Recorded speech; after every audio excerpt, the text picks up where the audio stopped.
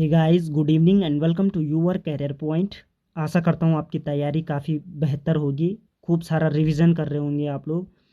तो देखिए दोस्तों, जो हमने हिंदी कवि परिचय वाली सीरीज शुरू की थी, तो उसमें अब तक हमने 7 पार्ट कंप्लीट कर लिए हैं और आज की वीडियो में हम डिस्कस करने वाले हैं कवि परिचय पार्ट 8। और डिस्कस करेंगे आज की वीडियो में सुमित्रा नंदन पंत जी के बारे में। काफ़ी महत्वपूर्ण कवि हैं ये। यूके ट्रिपल एस सी के सिलेबस में दिया गया है, इनको इंक्लूड किया गया है। तो इनसे जिन जुड़े हुए जितने भी तथ्य हैं तो सारे डिस्कस कर लेंगे हम आज की वीडियो में। वीडियो के साथ अंत तक बने रहे तो आपको निश्चित ही काफ़ी लाभ होने वाला है। और यूके ट्रिपल एस सी जल्द ही मार्च या अप्रैल माह में अपनी परीक्षाएं प्रारंभ करने वाला है। और आप सभी को ये न्यूज़ पता होगी कि अप्रैल लास्ट तक सचिव संतोष बडोनी जी ने कहा कि अप्रैल लास्ट तक हम पुलिस का फिजिकल भी कर लेंगे। तो उस हिसाब से अपनी तैयारी करते रहिए। तो चलिए डिस्कस करते हैं सुमित्रा नंदन पंत जी के बारे में। काफ़ी महत्वपूर्ण कवि रहने वाले हैं ये।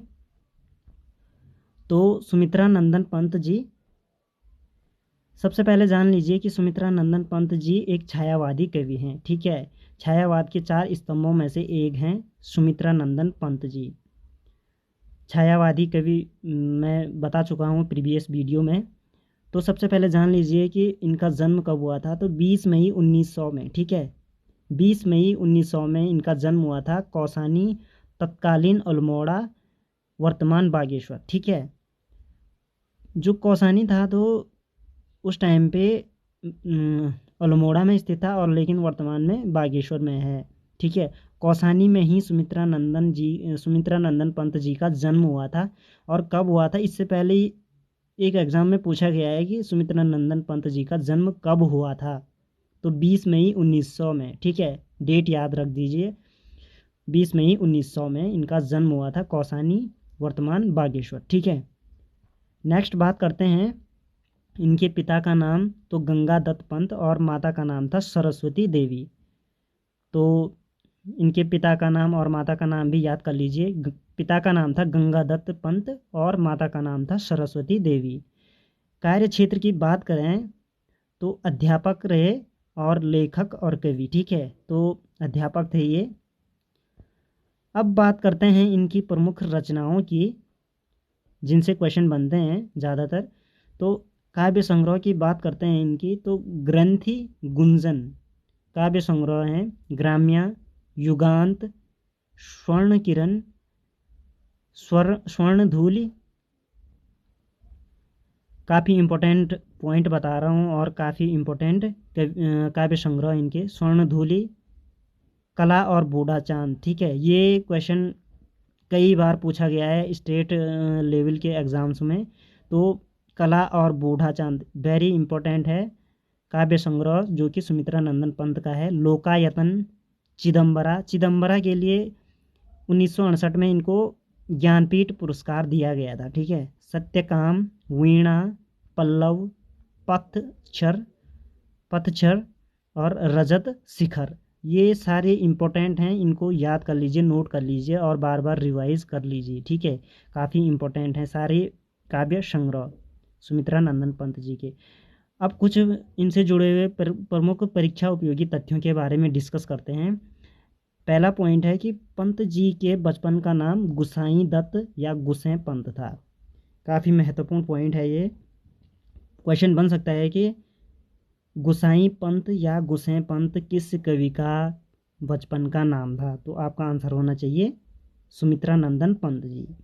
नेक्स्ट पॉइंट है इनसे जुड़ा हुआ कि पंत जी ने 1938 में रूपाब पत्रिका का संपादन किया था। ये क्वेश्चन एग्जाम्स में पूछा जा चुका है कि रूपाब नामक पत्रिका का संपादन किसने किया था और कब किया था। तो 1938 में सुमित्रा नंदन पंत जी ने इसका संपादन किया था।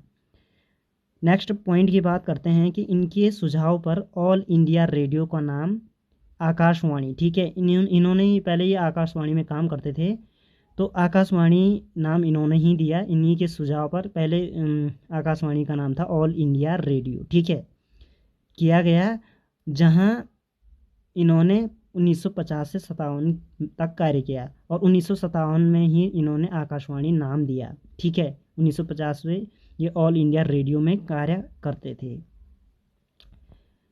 नेक्स्ट बात करते हैं पंत जी से जुड़े हुए तथ्य के बारे में कि पंत जी छायावाद के 4 स्तंभों में से एक हैं। मैं ऊपर भी बता चुका हूँ कि छायावादी कवियों में पंत जी का नाम भी शामिल है। ठीक है, तो नेक्स्ट बात करते हैं कि कौसानी स्थित उनका घर आज सुमित्रा नंदन पंत साहित्यिक विथिका नामक संग्रहालय बन चुका है। तो जो इनका पैतृक घर था, तो उनका घर कौशानी में आज नाम से संग्रहालय बन चुका है। तो उनके घर का नाम सुमित्रा नंदन पंत साहित्यिक विथिका नामक संग्रहालय के नाम से जाना जाता है।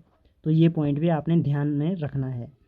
नेक्स्ट बात करते हैं कि पंत जी को प्रकृति का सुकुमार, ठीक है, और प्रकृति के चितेरे कवि, क्योंकि इन्होंने प्रकृति पर काफ़ी सारी रचनाएं रची हैं और इसीलिए इनको प्रकृति के सुकुमार और प्रकृति के चितेरे कवि भी कहा जाता है।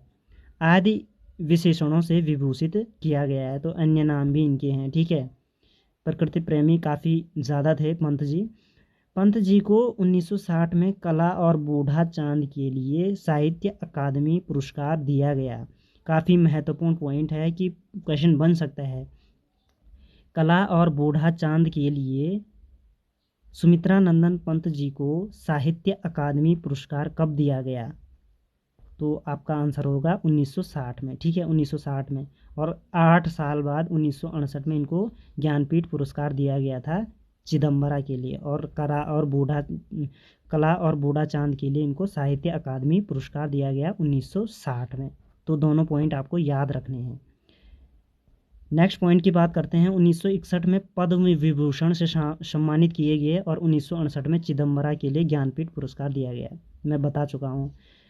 नेक्स्ट पॉइंट की बात करते हैं, इनके नाम पर इलाहाबाद में एक पार्क भी है। क्वेश्चन बन सकता है कि निम्न कवियों में से किसके नाम पर इलाहाबाद में एक पार्क है? तो यूके त्रिपल है भाई, कैसे भी क्वेश्चन बन सकता है, कैसे भी क्वेश्चन पूछ सकता है, तो ये क्वेश्चन भी आ सकता है। तो इलाहाबाद में इनके नाम पर एक पार्क है। ठीक है, और बात करते हैं अब इनकी कि जो इनका निधन हुआ था तो कब हुआ था? तो 28 दिसंबर 1977, तो 28 दिसंबर 1977 को इनका निधन हुआ था इलाहाबाद में, और वर्तमान प्रयागराज। तो प्रयागराज का प्राचीन नाम, पुराना नाम इलाहाबाद और वर्तमान नाम प्रयागराज। ठीक है, आपको नोट करना है। इनकी जो पल्लव रचना है तो छायावाद का मैनिफेस्टो भी कहा जाता है। क्वेश्चन बन सकता है कि छायावाद का मैनिफेस्टो किस रचना को कहा जाता है? तो पल्लव, जो कि सुमित्रा नंदन पंत की रचना है, काव्य रचना। ठीक है, और पंत जी मूल रूप से अरविंद दर्शन से प्रभावित थे। क्वेश्चन बन सकता है कि अरविंद दर्शन से प्रभावित निम्न में से कौन से कवि थे? तो आपका आंसर होना चाहिए सुमित्रा नंदन पंत जी। ठीक है, तो देखिए दोस्तों, हमने यहाँ पर डिस्कस किया कवि परिचय पार्ट 8, और आज की वीडियो में हमने डिस्कस किया सुमित्रा नंदन पंत जी के बारे में। तो अगर आपको थोड़ा सा भी वीडियो अच्छा लगा होगा तो हमारी वीडियो को लाइक कीजिए और हमारे चैनल यूअर कैरियर पॉइंट को सब्सक्राइब करना ना भूलें, और अपने दोस्तों के साथ ज़रूर शेयर कीजिए ताकि उनको भी लाभ मिल सके ऐसी वीडियो से। तो मिलते हैं नेक्स्ट वीडियो में कवि परिचय 9 के साथ। तो तब तक के लिए धन्यवाद।